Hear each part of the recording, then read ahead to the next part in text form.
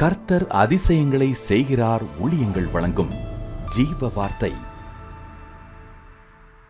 இந்த நாளுக்காக கர்த்தருடைய ஊழியக்காரன் உங்களை வாழ்த்துகிறேன். இயேசப்பா நல்லவர், அவர் உயிரோடு இருக்கிறார், ஜீவிக்கிறார். அவரால் எல்லாம் செய்ய முடியும். உங்களுக்கு சமாதானத்தை கொடுக்க முடியும், உங்களை ஆசீர்வதிக்க முடியும், உங்களை பாதுகாக்க முடியும், உங்களோடு கூட இருக்க முடியும். பயப்படாதீங்க, அவரை நம்புங்க. தினம் முழங்கால் படிட்டு கர்த்தருடைய வார்த்தையை கேட்டு தியானித்து ஜெபம் பண்ணுங்க. இன்றைய பிறந்தநாளை காண்கிற உங்களை வாழ்த்துகிறேன். திருமண நாளை காண்கிற உங்களை வாழ்த்துகிறேன். கர்த்தர் பெரியவர், கர்த்தர் பெரியவர், பெரிய காரியங்களை செய்ய போகிறார். நம்புவீங்களா? இன்றைய ஜீவாத்துக்கான வசனத்தை கேட்போமா? 2 நாளாகமும் 13வது அதிகாரம் 18வது வசனம். 2 நாளாகமும் 13:18. அப்படியே இஸ்ரவேல் புத்திரர் அக்காலத்திலே தாழ்த்தப்பட்டார்கள். யூதா புத்திரரோ தங்கள் பிதாக்களின் தேவனாகிய கர்த்தரை சார்ந்து கொண்டதனால் மேற்கொண்டார்கள். இன்றைய ஜீவார்த்தின் தலைப்பு மேற்கொள்வீர்கள், மேற்கொள்வீர்கள். இப்போ பாருங்க, இஸ்ரவேல் கோத்திரம், அதாவது 2 கோஷ்டியா பிரியுது. இஸ்ரவேல் புத்திரரும் யூதா புத்திரரும் அங்கே ஒரு குழப்பத்தில் பிரிஞ்சு அப்படியே மாறி மாறி யுத்தம் பண்ண வேண்டிய சூழ்நிலை உண்டாகுது. இப்போ யூதா புத்திரர் என்ன செய்தாங்க தெரியுமா? அவர்கள் கர்த்தரை சார்ந்து கொண்டார்கள், யுத்தத்துக்கு கர்த்தரை சார்ந்து கொண்டார்கள். ஆனால் இஸ்ரவேல் கர்த்தரை சார்ந்து கொள்ளல. இப்போ யூதா கோத்திரத்தார் கர்த்தரை சார்ந்து கொண்டதுனால இவர்கள் அந்த இஸ்ரவேலரை மேற்கொண்டார்கள். இன்றைக்கு ஆண்டவர் உங்களோடு பேசுகிறார். எதிர்ப்பு நடுவில் நிற்கிறீங்களா? போராட்டமா? எதிரிகள் உங்களை மேற்கொள்ற மாதிரி சூழ்நிலை உண்டாயிட்டு இருக்குதா? உங்க அழிச்சிரும் நினைக்கிறீங்களா?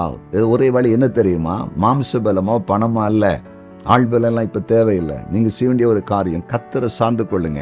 இயேசுப்பாவை பிடிச்சிருங்க. ஆண்டவர், நீங்க எங்க பக்கத்துல இருங்க, நாங்க உண்மையை நம்பி இருக்கிறோம், நீங்க தான் எங்களுக்கு எல்லாம் செய்யணும்னு சொல்லி தேவ சமூகத்தில் அமர்ந்துருங்க. ஜெபம் பண்ணுங்க, உபவாசிங்க, கர்த்தரை நோக்கி கூப்பிடுங்க. அவர் உங்க சார்பில் இருந்தார்னா எவ்வளவு பலசாலி உங்களை எதிர்த்தாலும் மேற்கொள்ள முடியாது, நிச்சயமா மேற்கொள்ள முடியாது. நீங்க ஜெயிப்பீங்க.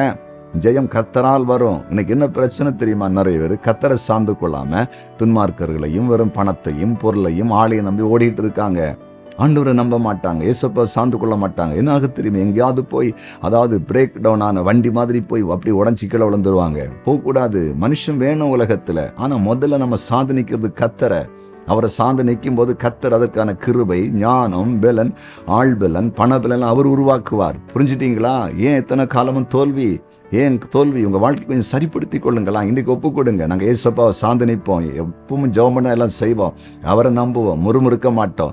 நாங்கள் நிற்கிறது கர்த்தருடைய கிருபையில நிற்கிறோம், கர்த்தரை நம்பி நிற்கிறோம் அப்படிங்கிற ஒரு எண்ணத்துக்குள்ள வாங்க. ஜெயம் எடுக்க போறீங்க. யூதா கோத்திரத்தார் கர்த்தரை சார்ந்து கொண்டு அவர்கள் மேற்கொண்டதை போல, வெற்றி பெறதை போல நீங்கள் வெற்றி அடைய போகிறீர்கள். நம்புவீங்களா? இனி உங்களுக்கு தோல்வியே இல்லை, எல்லாவற்றிலும் வெற்றி தான். ஜெபிப்போமா? ஜெபிக்கலாம்.